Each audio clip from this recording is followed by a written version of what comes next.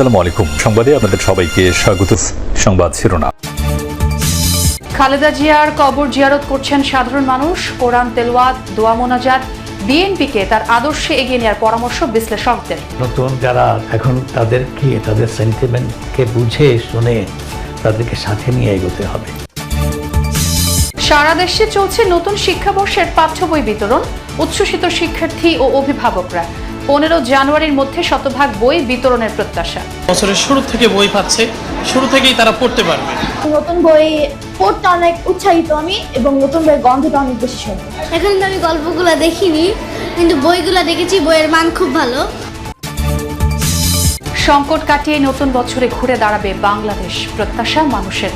রাজনীতি, অর্থনীতি টানাপোড়েনে কাটিয়ে মানবিক রাষ্ট্র গড়ার আহ্বান। দেশে যাতে আসলে ফাইনালি স্টেবল হয়, কারণ আমরা যা মনে করছি আসলে দেশ এখন স্টেবল না। সব ধর্মের মানুষ যেন তাদের মতামত প্রকাশ করতে পারে, যেন সবারই একটা ফ্রিডম অফ স্পিচ থাকতে পারে। চ্যালেঞ্জের মুখে দেশের অর্থনীতি সহনীয় পর্যায়ে আসেনি মূল্যস্ফীতির হারও। রাজনৈতিক সরকারের অধীনে স্বস্তি মেলার প্রত্যাশা। ভৌগোলিক অবস্থানের কারণে সবশেষে 2026 সালকে বরণ করল যুক্তরাষ্ট্র। এশিয়া থেকে ইউরোপ মাতল আতশবাজির বর্ণিল আলোকছটায়। ধ্বংস নয়, প্রতিশোধ নয়, শেষবারের মতো রাজনীতির মঞ্চে এমন অহিংস বার্তাই রেখে গেছেন বেগম খালেদা জিয়া। ক্ষমতা আর কারাবাসের কঠিন পথ পেরিয়েও সংযমের এ উচ্চারণই আজ বিএনপির সামনে মুখ খুলে দিয়েছে নতুন বাস্তবতা। বিশেষজ্ঞরা বলছেন এটি শুধু একজন সাবেক প্রধানমন্ত্রীর বিদায় নয়, এটি বিএনপির পরীক্ষিত রাজনৈতিক ছায়ার অবসান। তাই আগামীতে খালেদা জিয়ার আদর্শকে ধারণ করেই এগিয়ে যাওয়ার তাগিদ দিয়েছেন তারা। আরও জানাচ্ছেন আমার সহকর্মী রেদওয়ান আহমেদ। ধ্বংস নয়, প্রতিশোধ নয়, প্রতিহিংসা নয়, ভালোবাসা, শান্তি ও জ্ঞান ভিত্তিক সমাজ গড়ে তুলি। এক লড়াকু রাজনৈতিক জীবনের রীতি। রাষ্ট্র ক্ষমতা, কারাবাস, নিপীড়ন আর অসুস্থতার দীর্ঘ অধ্যায় পেরিয়ে খালেদা জিয়ার বিদায় হলো সর্বজনের সম্মান আর মর্যাদার মধ্য দিয়ে। তবু মৃত্যুর সময় পেয়েছেন অরাজনৈতিক সরকার ও সর্বস্তরের মানুষের সম্মান। বাংলাদেশের রাজনীতিতে যা বিরল দৃষ্টান্ত।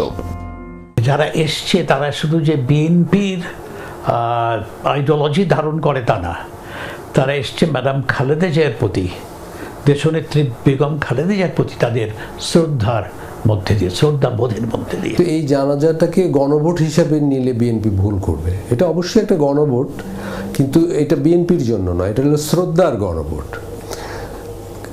এবং এই বিএনপির জন্য এটা একটা সোনালী মুহূর্ত নিঃসন্দেহে। এক সপ্তাহ আগেও আমার মনে হয় না বিএনপির সংগঠকরা ভাবতে পেরেছেন যে তাদের নেতৃত্বের প্রতি এদেশের মানুষের শিকড়ের এত ভালোবাসা বা শ্রদ্ধা আছে। এটা তাদের জন্য হয়তো একটা বিস্ময়, কিন্তু এইরকম মুহূর্ত একটা রাজনৈতিক দলের জন্য খুব বিরল ঘটনা।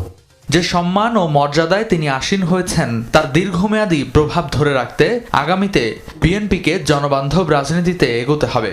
সেটাই এখন দলটির জন্য বড় চ্যালেঞ্জ বলছেন বিশেষজ্ঞরা। দেশের তরুণ সমাজের প্রত্যাশা কিন্তু বিপুল। এবারে নির্বাচনটা মোটেই একটা গতানুগতিক নির্বাচন হবে না, এবং নির্বাচনের পর 5 বছর নিশ্চিন্তে থাকা যাবে এরকম ভাবারও কোনো কারণ নেই। প্রত্যাশার বিপুল চাপ বিএনপির উপর থাকবে।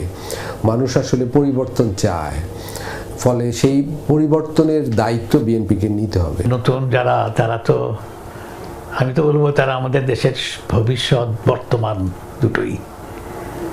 এখন তাদের সেন্টিমেন্টকে বুঝে শুনে তাদেরকে সাথে নিয়ে এগোতে হবে।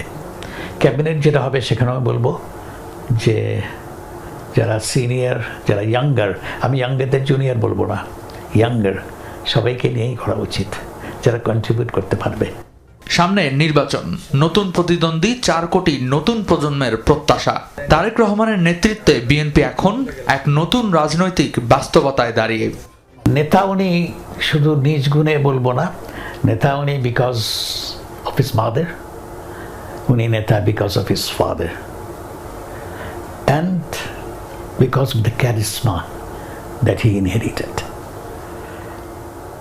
তো সেখানে আস্থার জায়গায় আছেন উনি এই মুহূর্তে, আমি বলবো। এটাকে ধরে রাখা খুবই চ্যালেঞ্জিং, ভেরি ভেরি চ্যালেঞ্জিং। উনি কখনো প্রতিপক্ষকে ঘৃণা বিদ্বেষের ভাষায়, আক্রমণাত্মক ভাষায় কথা বলেননি। আমি দেখলাম যে ওনার ছেলে তারেক রহমানও ঠিক আক্রমণাত্মক ভাষায় এখন পর্যন্ত কারো বিরুদ্ধে কথা বলেননি, বা ওনাদের পরিবারের উপর যে জুলুম হয়েছে সেটার জন্য এখন পর্যন্ত উনি কাউকে আক্রমণ করেননি বা দোষারোপ করেননি। ফলে এই বিষয়টা খুব প্রয়োজন আমাদের দেশে। মানে বাংলাদেশের মানুষ আর প্রতিশোধের চক্রে যেতে চায় না। সব সংকট কাটিয়ে নতুন বছরে ঘুরে দাঁড়াবে বাংলাদেশ, এমন প্রত্যাশা সাধারণ মানুষের। তারা বলছেন ভোটের এই বছর পথ দেখাবে স্থিতিশীল মানবিক পথ চলার। সেই সাথে গণঅভ্যুত্থানের পরও 2025 সালে যা হয়েছে তা নিয়ে হতাশা তো আছেই। রাজনীতির পাশাপাশি অর্থনীতির টানাপোড়েন কাটবে, অস্থিরতাও কমবে বলে বিশ্বাস করতে চান বিভিন্ন শ্রেণী পেশার মানুষ। গণমানুষের নতুন বছরের প্রত্যাশার কথা জানাবেন আমার সহকর্মী মাহফুজ মিশু, আর ক্যামেরা ছিলেন আরেক সহকর্মী তানভীর মোর্শেদ।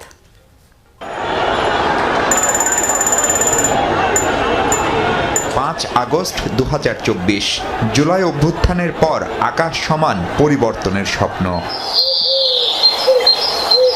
সেই ইতিবাচক আশা নিয়ে 2025 শুরু হলেও তা কতটা মিটেছে বড় প্রশ্ন বছর শেষে। বিশেষ করে রাজনীতির নামে হানাহানি, আইন শৃঙ্খলা পরিস্থিতি, একটা অংশের আইন নিজ হাতে তুলে নেওয়ার প্রবণতা বছর জুড়েই ছিল চোখে পড়ার মতো। ফলে ইতিবাচক বহু কিছু ছাপিয়ে এসব ঘটনা দাগ ফেলেছে জনমনে। সিকিউরিটি আমাদের একান্ত প্রয়োজন ভাই, আমাদের সিকিউরিটি খুব অভাব। মারামারি ধরাধরি রাস্তায় কে ধরে। এখনো যখন আমি কোনো পোস্ট দিই এই মোরাল পুলিশিং এর ব্যাপারটা থাকে, তো এটা একটা ভয়ের ব্যাপার। আমি কখন টার্গেট হব আমি নিজেও জানি না। টাকা পাচার, চাঁদাবাজি দৃশ্যমান না হলেও ব্যবসা বাণিজ্যে গতি আসেনি গেল এক বছরে, বরং ছিল নানা চ্যালেঞ্জ। 13টা শোরুম থেকে আমার 2টা শোরুমে আমি চলে আসছি, এবং আমি এগুলো রাখতে পারবো কিনা আগামী দিনে আই এম নট শিওর। মানুষের হাতে টাকা পয়সা কম মনে হয়, ব্যবসা বাণিজ্য সুবিধা না।